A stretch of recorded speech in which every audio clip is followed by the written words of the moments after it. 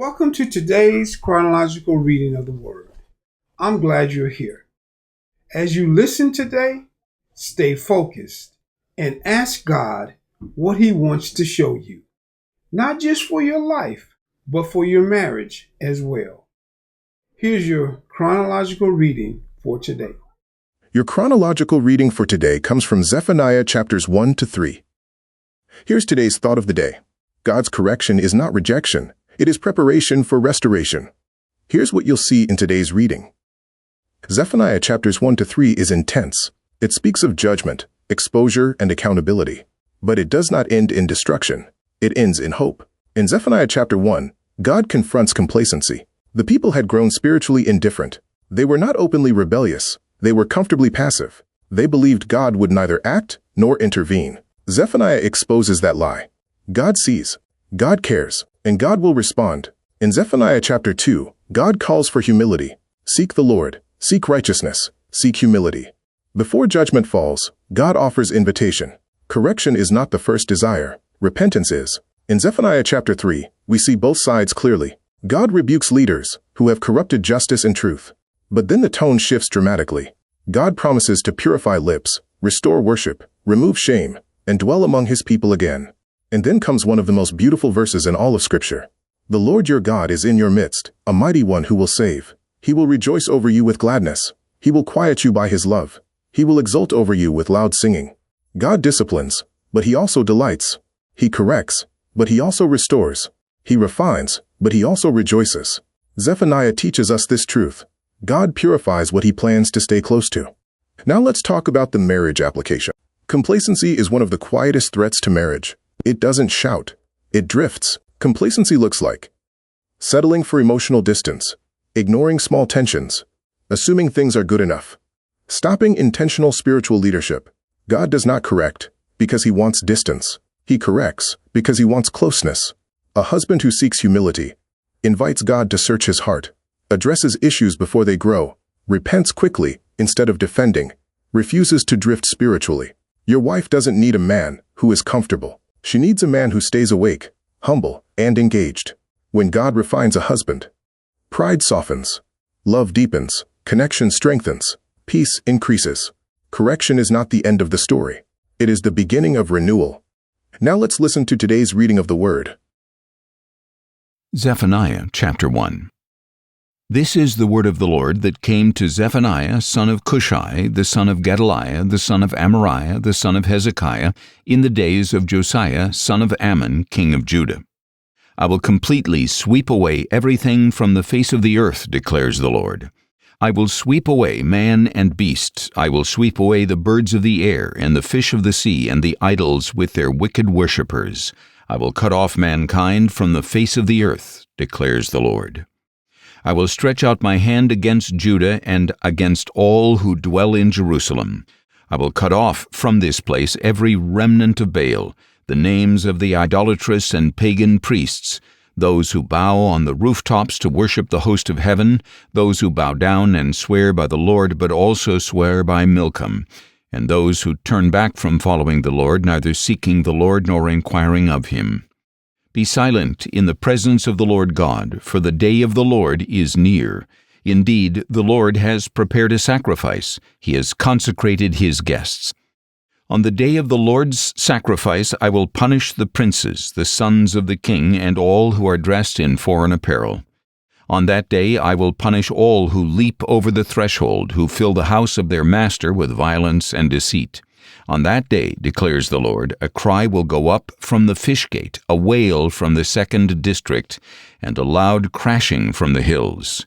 Wail, O dwellers of the hollow, for all your merchants will be silenced. All who weigh out silver will be cut off. And at that time I will search Jerusalem with lamps and punish the men settled in complacency, who say to themselves, The Lord will do nothing, either good or bad. Their wealth will be plundered and their houses laid waste.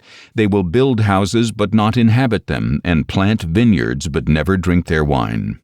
The great day of the Lord is near, near and coming quickly. Listen, the day of the Lord. Then the cry of the mighty will be bitter. That day will be a day of wrath, a day of trouble and distress, a day of destruction and desolation, a day of darkness and gloom, a day of clouds and blackness, a day of horn blast and battle cry against the fortified cities and against the high corner towers. I will bring such distress on mankind that they will walk like the blind because they have sinned against the Lord. Their blood will be poured out like dust and their flesh like dung. Neither their silver nor their gold will be able to deliver them on the day of the Lord's wrath. The whole earth will be consumed by the fire of his jealousy, for indeed he will make a sudden end of all who dwell on the earth. Zephaniah chapter 2. Gather yourselves, gather together, O shameful nation, before the decree takes effect and the day passes like chaff, before the burning anger of the Lord comes upon you, before the day of the Lord's anger comes upon you. Seek the Lord, all you humble of the earth who carry out his justice. Seek righteousness, seek humility. Perhaps you will be sheltered on the day of the Lord's anger. For Gaza will be abandoned and Ashkelon left in ruins. Ashdod will be driven out at noon, and Ekron will be uprooted. Woe to the dwellers of the seacoast, O nation of the Kerethites! The word of the Lord is against you, O Canaan, land of the Philistines. I will destroy you, and no one will be left. So the seacoast will become a land of pastures, with wells for shepherds and folds for sheep. The coast will belong to the remnant of the house of Judah. There they will find pasture.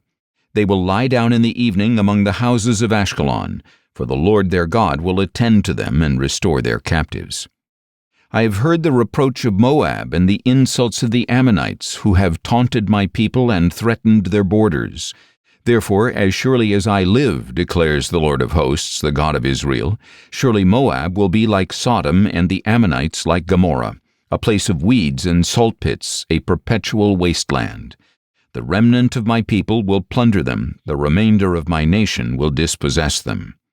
This they shall have in return for their pride, for taunting and mocking the people of the Lord of hosts. The Lord will be terrifying to them when he starves all the gods of the earth. Then the nations of every shore will bow in worship to him, each in its own place. You too, O Cushites, will be slain by my sword, and he will stretch out his hand against the north and destroy Assyria. He will make Nineveh a desolation, as dry as a desert. Herds will lie down in her midst, creatures of every kind. Both the desert owl and screech owl will roost atop her pillars. Their calls will sound from the window, but desolation will lie on the threshold, for he will expose the beams of cedar. This carefree city that dwells securely, that thinks to herself, I am it, and there is none besides me, what a ruin she has become, a resting place for beasts. Everyone who passes by her hisses and shakes his fist. Zephaniah chapter 3. Woe to the city of oppressors, rebellious and defiled! She heeded no voice, she accepted no correction. She does not trust in the Lord, she is not drawn near to her God. Her princes are roaring lions, her judges are evening wolves, leaving nothing for the morning. Her prophets are reckless, faithless men. Her priests profane the sanctuary, they do violence to the law. The Lord within her is righteous, he does no wrong. He applies his justice morning by morning. He does not fail at dawn, yet the unjust know no shame. I have cut off the nations, their corner towers are destroyed. I have made their streets deserted with no one to pass through. Their cities are laid waste with no man, no inhabitant. I said, surely you will fear me and accept correction. Then her dwelling place would not be cut off despite all for which I punished her. But they rose early to corrupt all their deeds. Therefore wait for me, declares the Lord, until the day I rise to testify. For my decision is to gather nations, to assemble kingdoms, to pour out upon them my indignation, all my burning anger. For all the earth will be consumed by the fire of my jealousy. For then I will restore pure lips to the peoples, that all may call upon the name of the Lord and serve him shoulder to shoulder. From beyond the rivers of Cush, my worshippers, my scattered people, will bring me an offering. On that day you will not be put to shame for any of the deeds by which you have transgressed against me. For then I will remove from among you those who rejoice in their pride, and you will never again be haughty on my holy mountain. But I will leave within you a meek and humble people, and they will trust in the name of the Lord. The remnant of Israel will no longer do wrong or speak lies, nor will a deceitful tongue be found in their mouths. But they will feed and lie down, with no one to make them tremble. Sing for joy, O daughter of Zion. Shout aloud, O Israel. Be glad and rejoice with all your heart, O daughter of Jerusalem. The Lord has taken away your punishment. He has turned back your enemy. Israel's king, the Lord, is among you. No longer will you fear any harm. On that day they will say to Jerusalem, Do not fear, O Zion, do not let your hands fall limp.